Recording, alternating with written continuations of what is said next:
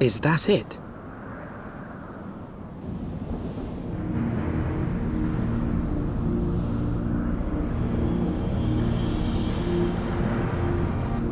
Aye, that would be the Eyrie. I feel Nidhogg's presence through the eye, his caustic hatred gnawing at my soul. 'Twould seem the death of his consort has put him on guard. Mark how he wards his lair with tempestuous winds.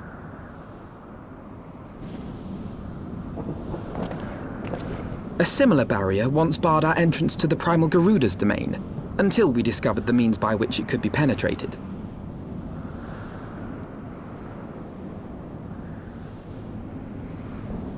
Mayhap it is time we called upon Master Garland. 'Twill be just like the good old days, no?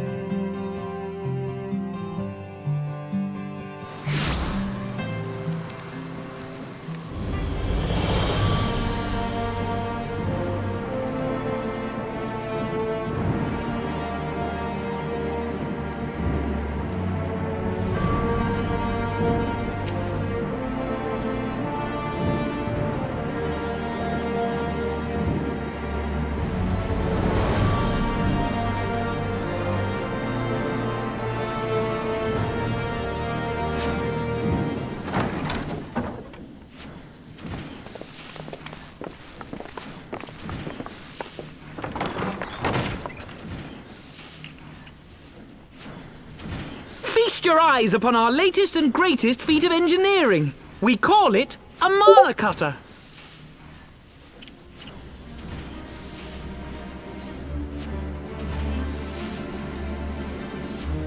After you put down Gaius, Wedge and me struck out on our own for a bit, and started work on the successor to the tiny Bronco.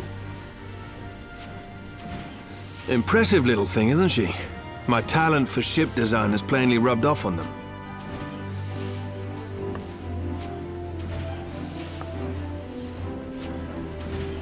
They've adapted the principles of corrupted crystal technology and constructed a mechanism which converts ether from its surroundings into elemental wind. Said wind is then harnessed by the specially engineered sails, providing the craft with propulsion and lift. All in all, a most elegant solution. I'm actually a little upset that I didn't think of it myself. The design does, however, come with one small flaw. The energy conversion ratio's bloody awful. To generate enough power to get you off the ground, you need to be in an area awash with predominantly wind-aspected ether. In other words, there are a few places you can fly, and lots of places you can't. The new Ishgardian airship hasn't left the boys much time for tinkering, meaning it may be a while before this particular project takes off, if you'll forgive the pun.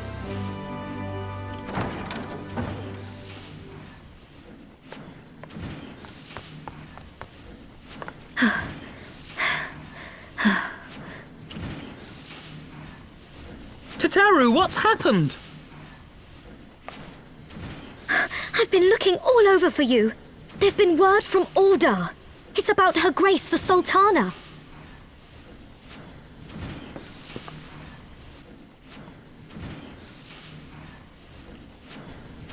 It seems you're required elsewhere. Leave the mana cutter with us. We'll see that she's airworthy and suitably equipped to slice through those winds.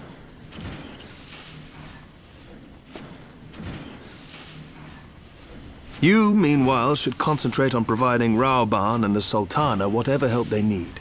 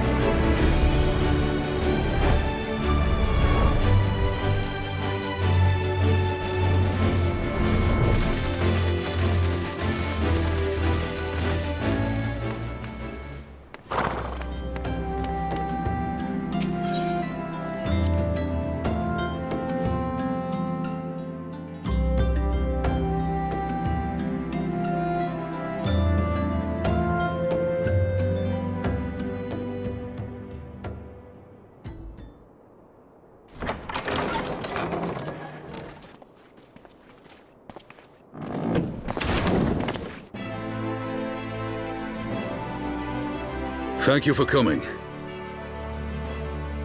No thanks are necessary, General. I trust your recuperation continues apace. I cannot complain. Thanks to Higirian administrations, I've regained much of the strength I lost during my imprisonment.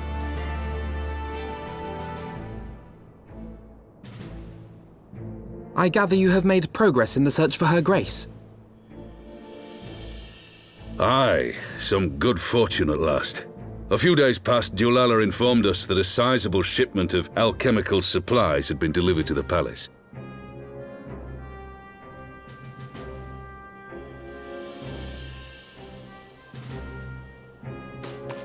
With Papa Shan's assistance, I set out to ascertain the source and nature of the shipment. My inquiries led me to Frondale's frontistery. There, I learned that an order had been placed for a curious substance designed to sustain patients trapped in death-like slumber. An invention of the former head alchemist, apparently. A death-like slumber? This cannot be a coincidence. It lends some weight to Dulala's claims, aye. Her Grace is likely somewhere within the palace, abed but alive. Before making any attempt to extricate the Sultana, however, it seemed prudent to learn what manner of substance was used to induce her torpor. To that end, I made inquiries as to the whereabouts of the one most like to have administered it, the lady-in-waiting, Meriel. We sent for you as soon as we learned of her location. All that remains is to apprehend the woman. We shall find our cat's paw in the Silver Bazaar. But we must tread carefully.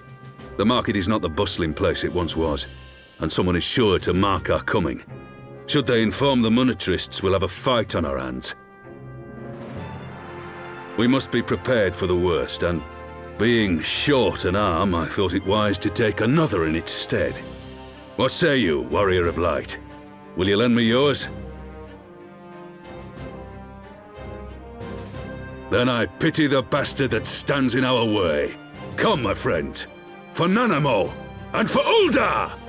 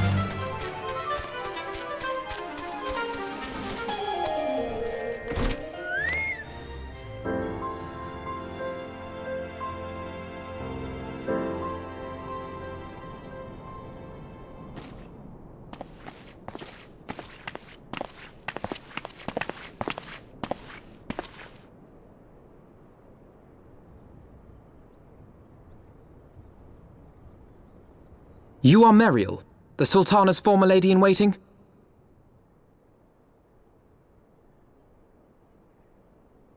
I know no one of that name. Pray excuse me.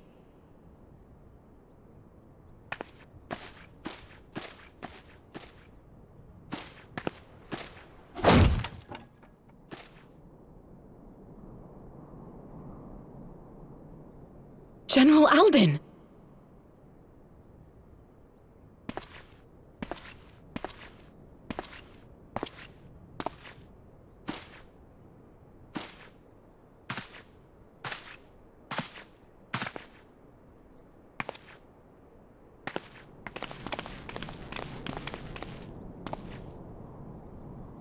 We will have the truth from you, girl.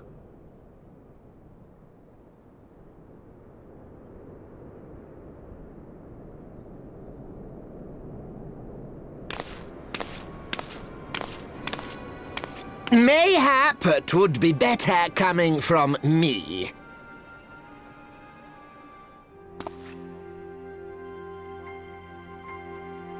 Lolarito, you'd best talk fast. As you know, Teleji Adeleji's Cartano reclamation bill was no more than a facade, a means to get his grubby little hands on that Allagan monstrosity Omega.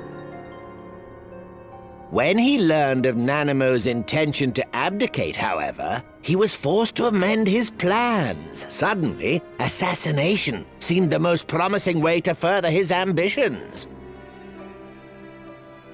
I am told Teleji had discovered a maid in whose veins ran the blood of House Thorn, a new, more pliable puppet to sit the throne. 'Twould have caused an uproar, of course, but few could have contested her claim.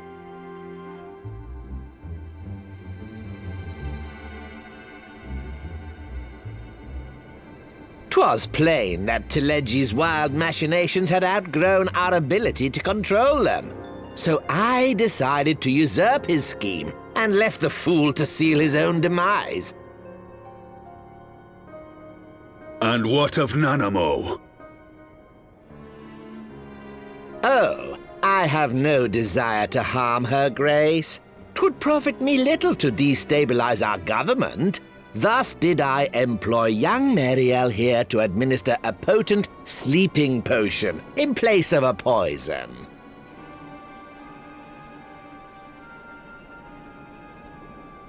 You should know, General, that your dear friend Ilberd was fully aware of my plan. I had him lie about the assassination as a means to prime your rage against Teleji. We weren't entirely sure how you would react, but things went rather better than expected.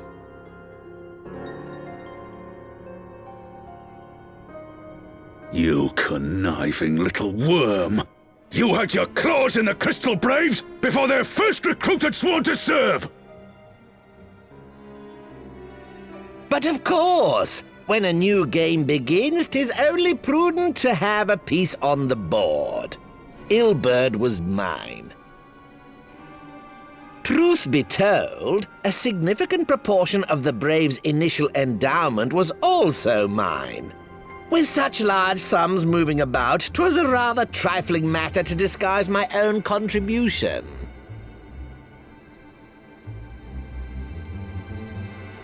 Ah, Ilberd. I secured his services with a promise to support his cause once my authority had been solidified. I swear, the man thinks of naught but prizing Alamigo from the grasp of the Empire. Unlike you, General, the poor fellow seems quite unable to forsake the land of his forefathers. Mayhap that's why he called you a traitor to your people and a disgrace to your homeland, amongst other things. What was it he always compared you to? Oh, yes, an overgrown lapdog begging for scraps at the Sultana's table. Oh, how we laughed. Alas, Ilbert's entertaining little outbursts eventually gave way to wearisome tirades, and the zealous brute became rather unruly. I had no wish to see you executed, you understand, but he would not take no for an answer. Rest assured, his employment with me has long since ended. Which brings us neatly to the present. What say you, General? Both you and the Sultana are alive. We have one corpse and one fugitive, and preparations have been made to restore your good name. Shall we cry quits and start again with a blank ledger? The hells we will! Do you honestly expect me to forgive and forget? After all you've done? You're guilty of high treason! Stay your blade, Master Alden. You yourself are not innocent. Or have you forgotten your own crime in executing Teleggi Adeleggi without trial? Though you acted out of loyalty to the Sultana, such deeds are in violation of both the word and spirit of the law.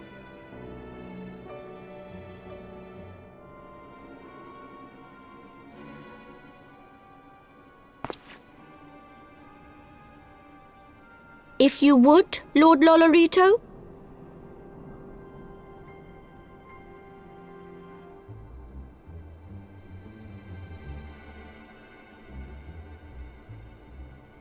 This potion will wake the Sultana from her slumber. Consider it a gesture of conciliation.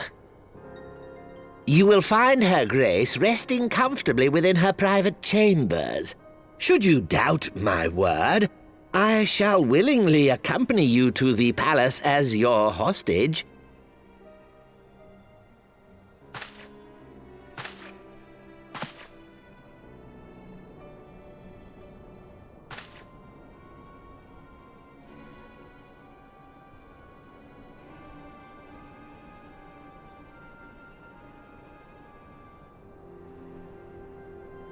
I like not your motives, Lolorito.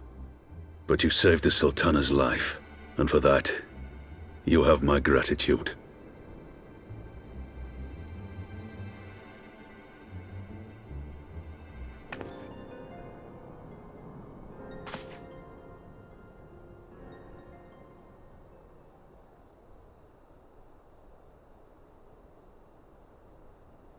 Rauban Aldin, you are hereby reinstated as General of the Immortal Flames.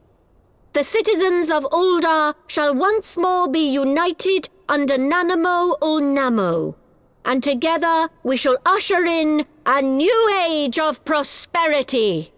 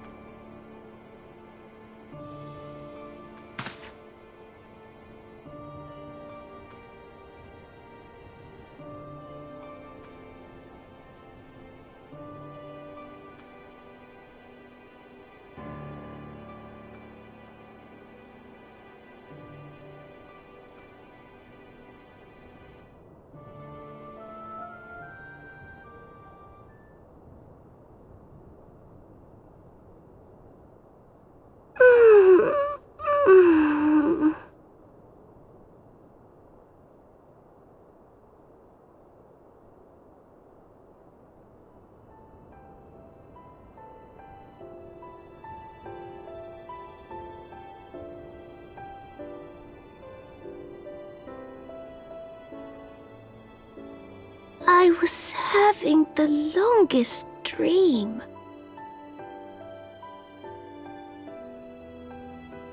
"'Tis time to wake up, Your Grace. Another day begins in Thanalan, and the sun blazes bright upon the sands.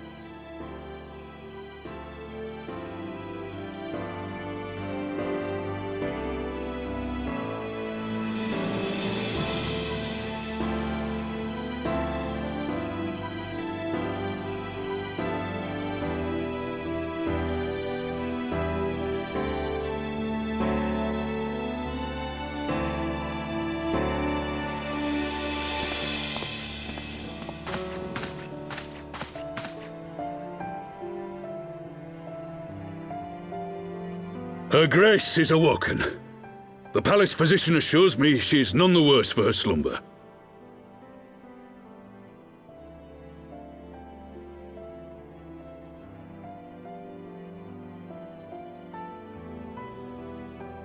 I believe Her Grace will soon resume her plans to place the government of Uldar into the hands of its citizens. Whatever path she chooses to take, I shall walk it with her. And we shall tread slowly, lest the nation be unsettled in our wake.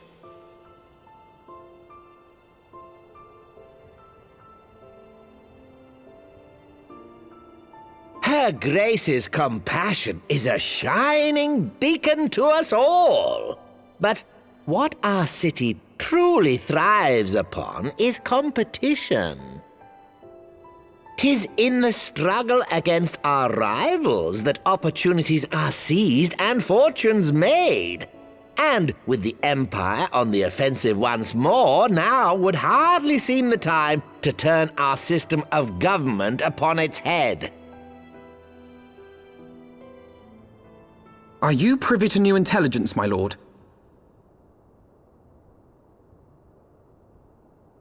I would hardly call it new. Remind me, what was the name of that enormous Imperial warship which met its end in Mordona? Wait, I have it. The Agrius. Yes, well, 'twould appear that the Garleans have been hard at work on another such vessel. How close are they to completing this ship? Is it operational? Its maiden flight was a success, I hear. I should imagine Emperor Varys is eager to see how it performs in battle. My lords and ladies, I move that it is time to repair the damage caused by Telegi Adelegi and prepare our great nation to repel the Empire once more.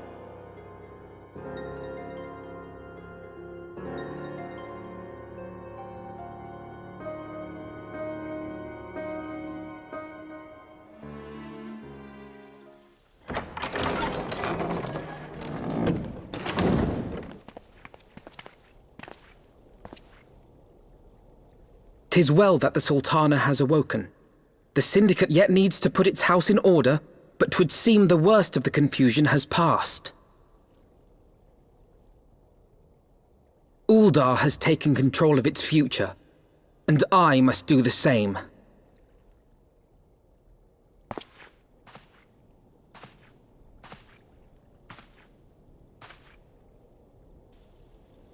I have decided to disband the Crystal Braves. Among the recruits, there were those who supported our Order's goals and convictions with all sincerity. 'Tis my hope that these loyal men and women will choose to remain our allies in the battles to come. As for those who sided with the traitor, Ilberd, they shall be hunted down and held to account for their crimes. It is my earnest hope that they will surrender themselves peaceably when the time comes, though I think it unlikely. Ah, my all-conquering Crystal Braves. The model army meant to pave the way for a single unified grand company of Eorzea. That so high an ideal should be brought so low. I need not tell you how deeply the betrayal stung me, yet I see now that it was mine own naivety and pride which allowed the Braves to fall prey to corruption. As ever, it is to your own shining example that I turn for inspiration. Like you, I mean to stand firm in the face of hardship and give mine all for the cause.